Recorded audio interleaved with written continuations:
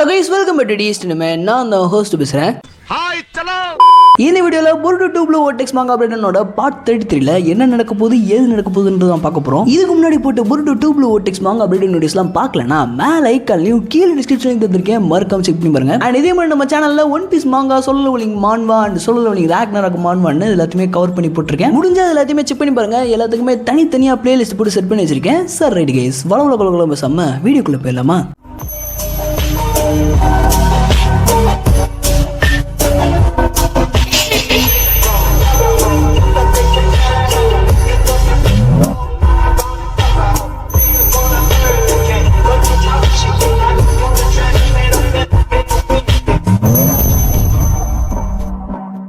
Okay guys, போன சாப்டரோட கடைசியில் கிட்டத்தட்ட 200 மாமுஷிஸ் எய்டாவை போட்டு தள்ளுறக்காண்டி வெறி பிடிச்சி எய்டாவை துரத்திக்கிட்டு இருப்பாங்க. அந்த சமயத்தில் நம்ம டேமன் அந்த மாமுஷிஸை வெறுப்பேத்தி கிட்டத்தட்ட 100 மாமுஷிஸை அவனோட எபிலிட்டியை வச்சு அட் டைம்ல போட்டு தள்ளியிருப்பான். அதுக்கப்புறம் நம்ம கவாக்கி, புருட்டோ, ஹீமாவரி, டெல்டா, ஷிக்கடே, சோச்சோ இவங்க எல்லாருமே ஒன்னா சேர்ந்து ஒரு 50 மாமுஷிஸ் கிட்ட போட்டு தள்ளியிருப்பாங்க. ஸோ மிச்சம் இருந்த அந்த 50 மாமுஷிஸை ஷிகமரோட பிளான் படி சரடா ஒரே கல்பில் அவரோட மங்கேக்கு ஷரிங்கன் எபிலிட்டியை யூஸ் பண்ணி போட்டு தள்ள முயற்சி பண்ணியிருப்பா. பட் அவரோட மங்கேக்கு ஷரிங்கன் கடைசியில ஃபியூஸ் போயிடும். இப்படி சரடா அவரோட மங்கேக்கு ஷரிங்கன் ஓவர் யூஸ் பண்ணனால அவளோட மங்கேக்கு ஷரிங்கன் ஃபியூஸ் போய் அப்படியே மயங்கிடுவா. அதே சமயத்துல மிச்சம் இருந்த மாமுஷிஸ் டக்கு டக்குன்னு பல்கி பெருக ஆரம்பிக்க அதை பார்த்த கவாக்கி வெறியாகி ஏகப்பட்ட மாமுஷிஸை அவனோட கார்மா பிளாஸ்ட் யூஸ் பண்ணி சாவடிக்கிறான். ஒரு கட்டத்துல கவாக்கி இந்த பிளாஸ்ட் அதிகமா யூஸ் பண்ணனால அவனோட பாடி ஓவர் ஹீட் ஆகி பயபலா அப்படியே அந்த இடத்துல நகர முடியாம பிளாட் ஆயிரான். அண்ட் இந்த மாமுஷிஸ்மே கிட்டத்தட்ட ஆயிரக்கணக்கில் பல்கி பெருகி அவெஞ்சர்ஸ் இன்ஃபினிட்டி வார்ல தானோஸ் அவனோட சிட்டாரி ஆர்மியோட வந்து நிப்பான் இல்லையா, அந்த மாதிரி கொடூரமா ஏகப்பட்ட மாமுஷிஸ் நிக்கிற மாதிரி காமிக்கிறதோட போன சாப்டர் முடிச்சிருப்பாங்க.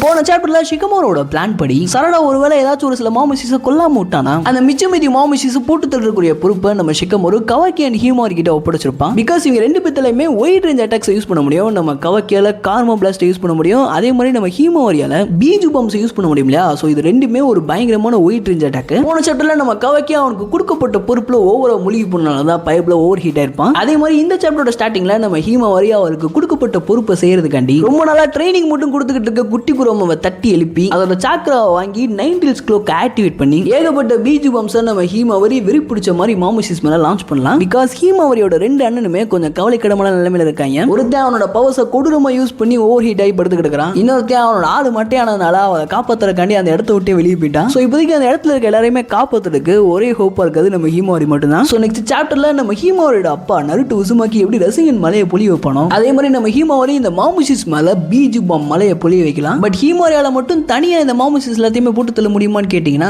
அது கொஞ்சம் டவுட்டா தான் இருக்கு. ஸோ ஹீமாவரி அவளோட பீஜு பம்ஸ் யூஸ் பண்ணி அட்டாக் பண்றாலோ இல்லையோ நெக்ஸ்ட் சாப்டர்ல கண்டிப்பா எனக்கு தெரிஞ்ச வரைக்கும் புருட்டோவோட புது அவதாரத்தை பார்ப்போம்னு நினைக்கிறேன். பிகாஸ் போன சாப்டர்ல நம்ம புருட்டோ சரடாவோட மங்கேக்கு ஷரிங்கனை ஓவர் யூஸ் பண்ணி மயங்கின உடனே நம்ம புருட்டோ சரடாவை காப்பாத்துறதுக்காண்டி அவளை அங்க இருந்து கொஞ்சம் ஓரமா கூட்டிட்டு போயிருப்பான். அந்த இடத்துல நம்ம புருட்டோ சரடாவை ஒரு பயங்கலந்த வருத்தத்தோட பார்த்துக்கிட்டு இருப்பான். சரடாக்கு ஏதாச்சும் ஆயிருமோ அப்படின்ற மாதிரி தான் நம்ம புருட்டோ பார்த்துக்கிட்டு இருப்பான். ஸோ சரடா இந்த நிலைமைக்கு ஆனதுக்குரிய காரணம் அந்த மாமுஷிஸ் தானே. ஸோ புருட்டோ சரடாவை கொனோஹாமரி கிட்ட ஒப்படைச்சிட்டு நேரா களத்துல இறங்கி அவனோட கார்மாவை ஃபுல் ஃபிளெஜ்டா ஆக்டிவேட் பண்ணி இந்த மாமுஷிஸ் எதிர்த்து வெறி குண்டு வேங்கியா சண்டை போடுறதுக்கு அதிக சான்ஸ் இருக்கு. நினைச்சு பாருங்க, நான் புருட்டோ 4 ஷேடோ க்ளோன்ஸ் ஆக்டிவேட் பண்ணி அந்த 5 புருட்டோவுமே கார்மாவை யூஸ் பண்ணி ரசிகன் உசிகிக்கோட பவர்ஸை எக்ஸ்ட்ரீமான லெவலுக்கு பூஸ்ட் பண்ணி ஒரே நேரத்தில் மாமுஷிஸ் மேல லான்ச் பண்ணாங்கன்னா அந்த இடத்துல மிகப்பெரிய மாஸ் டிஸ்ட்ரக்ஷனே ஏற்படலாம். அப்படி இல்லைன்னா நம்ம புருட்டோவும் அவனோட க்ளோன்ஸும் டெலிபோர்டேஷன் யூஸ் பண்ணி அங்க இருந்த மாமுஷிஸ் மேல ஒருத்தனும் ஒரு அட்டாக், அதாவது ரசிகன் உசிகிக்கோ, சிடோரி, வானிஷிங் ரெசிங்கன், கம்ப்ரஸ்டு ரெசிங்கன், வின்ஸ்டில் ரெசிங்கன்ற மாதிரி இந்த எல்லா அட்டாக்ஸுமே நம்ம புருட்டோ அவனோட க்ளோன்ஸை யூஸ் பண்ணி அந்த மாமுஷிஸ் மேல அட்டாக் பண்ற அந்த கண்குள்ளா காட்சியை நெக்ஸ்ட் சாப்டர்ல நம்ம பார்க்கிறதுக்கு சான்ஸ் இருக்கு. அண்ட் எல்லாத்தையும் தாண்டி ஒருவேளை நெக்ஸ்ட் சாப்டர்ல மாமுஷியை போட்டு தள்ளிட்டாங்கன்னு வச்சுக்கோங்களேன், கண்டிப்பா மாமுஷியோட த்ரோன் பல்பை வச்சு பக்க ரிலீஸ்லாம் பண்ண மாட்டாங்க.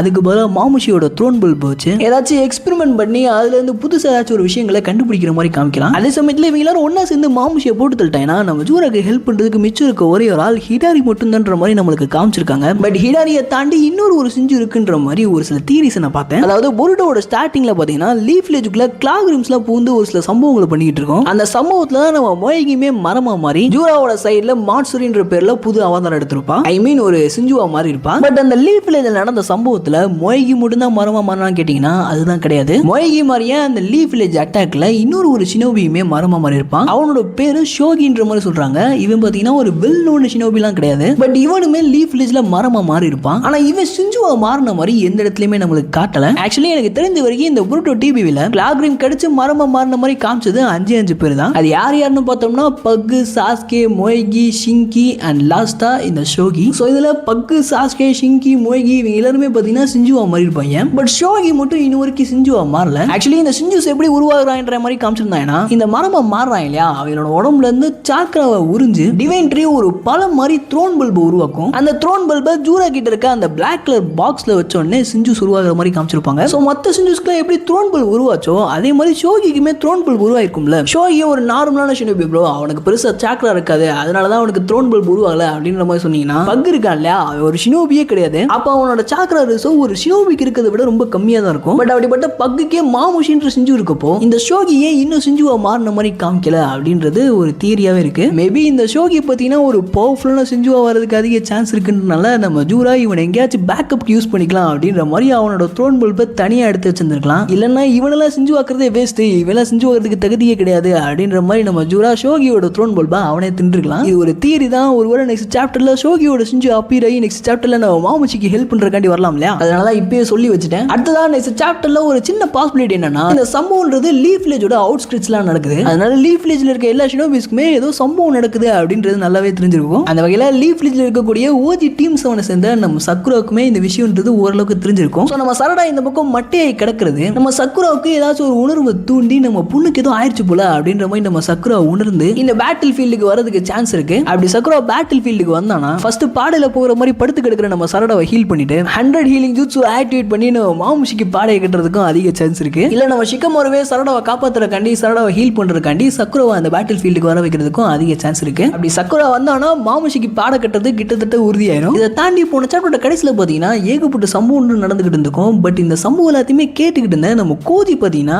கூல் அண்ட் காமா அமைதியாவே இருந்திருப்பான். இந்த பயபில் இப்படி அமைதியா இருக்கிறத பார்த்தா தான் ரொம்ப பயமா இருக்கு. இந்த பயபிலோட மெயின் கோல் என்னன்னா இந்த உலகம் டிவைன் ட்ரீயால அழியாம இந்த உலகத்தை காப்பாத்துறது தான். அப்படி இந்த உலகத்தை காப்பாத்துறன்ற பேர்ல இவன் என்னனாலும் பண்ணுவான். இவன் சரடாவோட மகிழ்ச்சியரிங்கன் வருங்காலத்துல ரொம்ப யூஸ்ஃபுல்லா இருக்கும்னு எவ்வளோ சாக போறான்றது தெரிஞ்சுமே இந்த பயபில் அமைதியா இருந்திருப்பான். அந்த மாதிரி கோதி இப்பயுமே அவனோட 10 டைரக்ஷன் பவர்ஸ் யூஸ் பண்ணி ஏதாச்சும் ஒரு ஃபியூச்சரை பார்த்துருக்கலாம். அப்படி அவன் பார்த்த அந்த ஃபியூச்சர்ல ஏதாச்சும் சம்பவம் நடந்து அந்த சம்பவத்துல யாராச்சும் சாகிற மாதிரி இருந்திருக்கலாம். அதனால இவன் ஏதாச்சும் வாயை திறந்தானா அந்த சம்பவம் நடக்காம போயிருமோன்ற பயத்துல பயபில் அப்படியே அமைதியா இருக்க மாதிரி எனக்கு தோணுது. ஓகே கைஸ், இதோட இந்த என்ன நடக்கலாம் வீடியோ முடிச்சுக்கிறேன். இதுக்கப்புறமா என் ஏகப்பட்ட தியரிஸ் இருக்கு. பட் அதெல்லாம் சொன்னா இந்த வீடியோ ரொம்ப பெருசா போயிடும். அதனால இந்த வீடியோவை இங்கேயே முடிச்சுக்கிறேன். இந்த தியரி வீடியோ உங்க எல்லாத்துக்குமே பிடிச்சிருக்குன்னு நினைக்கிறேன். இந்த தியரியில உங்களுக்கு எது நடக்கும்ன்ற மாதிரி தோணுதோ அதை கமெண்ட்ஸ் சொல்லுங்க. இல்ல ப்ரோ இதை தவிர்த்து வேற ஏதாச்சும் நடக்கலாம் அப்படின்ற மாதிரி உங்களுக்கு தியரி இருந்தாலும் அதையும் கமெண்ட்ஸ் சொல்லுங்க. அண்ட் இந்த வீடியோ உங்களுக்கு பிடிச்சிருந்துச்சுன்னா வீடியோக்கு ஒரு லைக் தட்டி விட்டு அதே மாதிரி இந்த கவுண்ட் பஸ் லைட்டை ஸ்வைப் பண்ணிட்டு பாத்தீங்கன்னா அங்க ஹைப் பண்ற ஆப்ஷன் இருக்கும். அதே மாதிரி லைட்டை தட்டி விட்டீங்கன்னா நீங்க இந்த தியரி வீடியோ பார்த்து என்ஜாய் பண்ண மாதிரி இன்னும் நிறைய பேர் இந்த புருட்டு தியரி வீடியோ பார்த்து என்ஜாய் பண்ணுவாங்க. தான் பெற்ற இன்பத்தை மற்றவர்களும் பெற வேண்டும் அல்லவா, அதனால மறக்காம அந்த ஹைப்பை தட்டி விட்டுருங்க. அதே மாதிரி நம்ம சேனல் என்ன சப்ஸ்கிரைப் பண்ண பார்த்துட்டு இருந்தீங்கன்னா மறக்காம சப்ஸ்கிரைப் பண்ணி அந்த பெல் ஐகானை அமைக்க வச்சுக்கோங்க. கூடிய சீக்கிரத்துல நம்ம 1 lakh சப்ஸ்கிரைபர்ஸ் ரீச் பண்ண போறோம். அதனால சப்ஸ்கிரைப் பண்ணாம பார்க்குற நிறைய பேர் அந்த சப்ஸ்கிரைபர் தட்டி விட்டீங்கன்னா ரொம்ப சீக்கிரமாவே நம்ம அந்த 1 lakh ரீச் பண்ணிடலாம். சார் ரைட் கைஸ், வீடியோ பிடிச்சிருந்தா வீடியோக்கு ஒரு லைக் பண்ணிருங்க. இந்த வீடியோ பிடிச்சிருந்தா டி சினிமா சேனல்ல போடுற எல்லா வீடியோ பிடிக்கும். ஸோ மறக்காம செக் பண்ணி பாருங்க.